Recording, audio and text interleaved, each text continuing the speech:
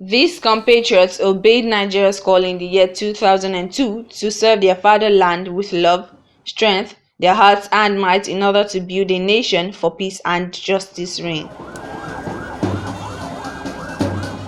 20 years down the line, the 2001/2002 set of cadets ASP Cos 21 of the Nigeria Police Force converged from different states in the country to celebrate their 20th anniversary of being active in the force.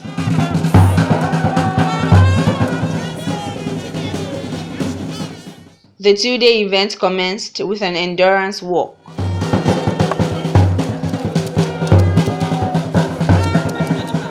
The officers marched from the police college at Ikeja through Obaladejobi Street to Jualugunaike, then through Mobolaji Bank Anthony Way and back to the police college.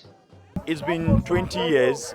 We all started together precisely on the 15th of August 2002. By the grace of God, we are 20 years today, and it will be hard for us to all meet the way we're meeting now, because in the next few years to come, a lot will be retired and a lot must have left the service. So marking our 20th year anniversary is one we hold very dear, for knowing that we might not be meeting like this again. One of the greatest challenges that we have faced is losing our colleagues.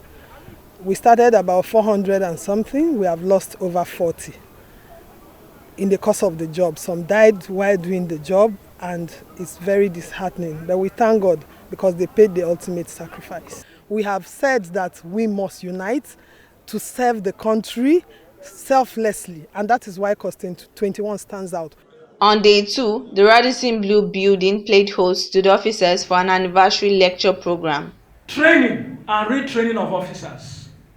Another area that attention needs to be paid to. Chairman of the anniversary committee, ACP Sanusi Jida, while addressing newsmen, regretted that about 45 out of those who started the journey together have died in the course of their service to the nation. A whole lot of us that started this journey together, we have lost about 45 to the cold hands of death. So if they were alive today, I believe the fun here would have been more than what we are experiencing today. Resource persons took turns to lecture the officers on advancing friendly policing and public safety in contemporary Nigeria, pre-retirement plans and living happily ever after retirement, safe, healthy and sustainable lifestyle for police officers above 40 years. I believe that friendly policing and public safety is achievable in Nigeria. I said to succeed in this task, there must be a deliberate and constructive partnership between the police and members of the society. The police cannot do it alone. They will only succeed with the cooperation of members of the public. You see, all of these things is a process. It's not something that will happen in a day. Am I correct? So we are saying, if we have the right persons in government, it should get to that stage where somebody says, look, I know I'm the chief security officer of this state, but you see, I do not want to be directly involved in the recruitment process. If we find ourselves in such a stage, in this country, and I think that things will get better.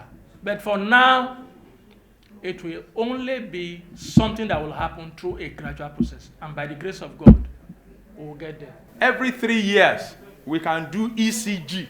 That's an advanced, they put some plugs in your heart and the legs, measure the electrical activities of your heart. If it is a bit, then you can step up to echo. But for just checkup every 3 years. Then, of course, for men, for prostatic issues, there's what we call PSA, prostatic surface antigens. I'm happy a lot of you are nodding. Once you are over 40, 3 years, I think one should do it. Then for the women, cervical smear, we call it pap smear. For those in reproductive age group, every 3 years. The officers expressed their excitement upon seeing each other after a long time. It is painful that people will live for just 3 years after retirement and they died. However, for a healthy living, you have to eat healthy. But how do you eat healthy when the salary is not even enough for you to eat? And with the kind of family, the dependence you have. Those are the pressures we go through, and it affects our system psychologically. which brought about sicknesses that we are talking about. Sicknesses like diabetes and hypertension. All these are issues that comes as a result of the job we do. These lectures are good enough to be able to help us, and finally on how to live a life after retirement, which of course most of us are working towards it. The police is a true representative of the society we are. So if you want to have friendly police officers, the members of the public should equally be friendly to us, because we come from a family. We are all part of the society. It's not that we are aliens coming to police. So I think that in as much as we are trying to extend the olive branch of friendship through so many novel ideas in policing, like community policing, they should embrace us. Because even if you say we are family members, we are bound to understand ourselves, we are bound to hurt ourselves.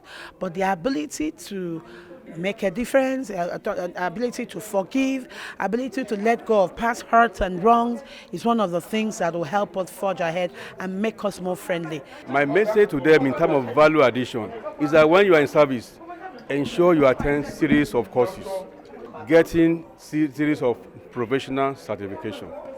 So it's good for you to add value to yourself while you are in service, because it depends on the value you add that will make you to be relevant in the public.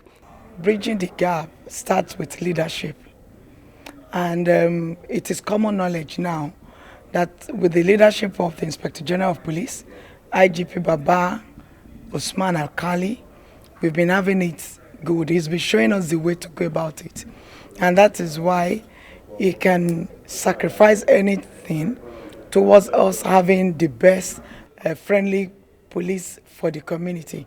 And that is why he had shown his men as good examples that no bad egg will be spared. That is not going to spare any rod and spoil the child within the police. And that the only way you can build public confidence is to let people know that the police is accountable towards them. So one of the ways through which we can bridge such gap is the example that the IGP is showing us, that we should not spare the rod and spoil the child. According to the celebrating officers, there is a total reform going on in the Nigeria Police Force under the leadership of the current Inspector General of Police, Usman Alkali Baba, who is keen on sanitizing the police force.